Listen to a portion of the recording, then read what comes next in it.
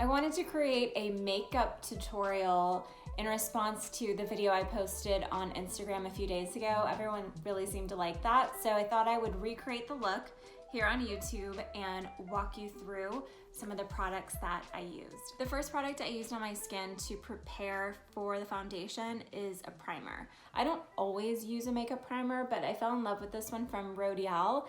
I'm a subscriber of the FabFitFun subscription boxes, and this came in my box the last time. And this is really nice because it does impart this luminosity and soft glow to the skin. It's gorgeous. So I massaged that into the skin all over, and it's got kind of a grip to it. It's kind of hard to explain, but it feels a little, it's not tacky, but when you put on your foundation, you really do feel like it's kind of gripping onto the primer, and it's gonna stay on and last longer. So that's what I used all over on my skin to prepare for the makeup. And then my foundation that I used is from a brand called Kogan Dough. This is the Aqua Foundation. I have been so in love with this foundation since I first discovered it and was testing out this foundation for my foundation series that I posted a few months ago. I'll link those videos below in case you want to check out. I go into detail about this foundation there. But I love this foundation. It gives a glow, very hydrating, and a nice coverage to even out redness and discoloration. And then for my concealer, I decided to do a little bit of color correcting. This isn't the concealer I used in my Instagram video, but I used the NARS concealer underneath my eyes just because I felt like concealers for me range during the week depending on how dark I am under the eyes, if I'm puffy, if I need to color correct on the skin. So this one I applied underneath my eyes and blended in with the brush and my fingers and really worked that into the skin. I also applied it to a couple places on my face where I felt like I needed more coverage and blended that in with the foundation on top of it. I used two main palettes in this look. One is from Hourglass. It's the Ghost Limited Edition palette. So stunning. I can't get over it. Both are just so heart-stoppingly beautiful. I can't handle it. And the other one for eyeshadows, I use this one from NARS. It's the brand new Afterglow palette. And before I started my eye makeup, this palette here from Hourglass has these ambient light powders, and I just take a couple of these powders and whisk them across the eyelid just to create kind of a light base for the shadows to glide on and easily blend together. So I used that all over first, and then I went to the new Afterglow palette, which, wow, is all I can say. This palette gets me so excited. It screams Valentine's Day to me too. And I stuck with a couple of main colors here. I'm going to show you this peach shade and this pink shade across the base of the lid and into the crease. And then to really kind of make the eyes a little bit more defined and buffed out, I use the bronzer in this Hourglass palette to buff out and blend in the crease just to give dimension to the eye. And I also took that underneath the eye as well. For the brows, I've been playing around with this one from Hourglass. It's the Arch Brow Micro Sculpting Pencil. And I like this one because when you twist up the color, it's so fine, it's not very thick, this pencil, and it allows you to just micro slide in your pencil in there and define your brows. You don't have to put on a lot of color, it's easy to work with. For my eyelashes, I'm using the eyelash curler from Surratt. This is the Releve eyelash curler.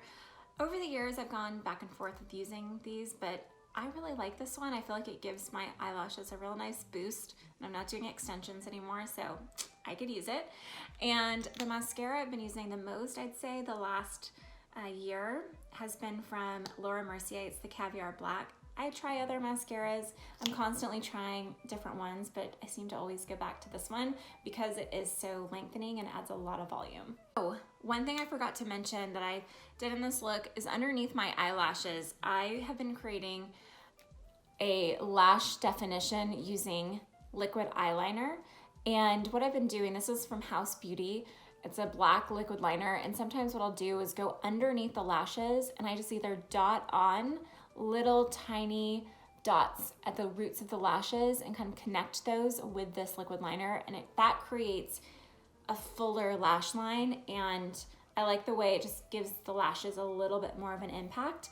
And I don't line on top, it's just underneath with the black liquid liner. Once I had the eyes on, I wanted to add some cheek definition. So I went back to the Hourglass palette. I love the bronzer in here. I add a little bit of bronzer here to the cheek, underneath the cheekbones. And then what I think is brilliant about these ambient lighting powders is that you can also use them to sculpt and define your face. And I think especially if you're still getting used to contouring your face, or you feel like when you do contour, it's just too much.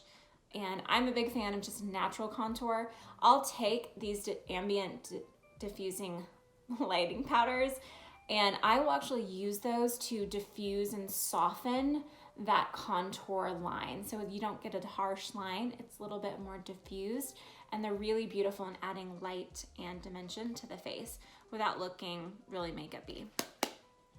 Oh, I also use the blush in here as well.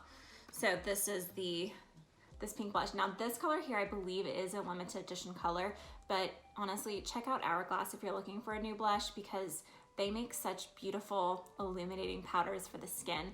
And I know I'll link below to something that's really similar to this one.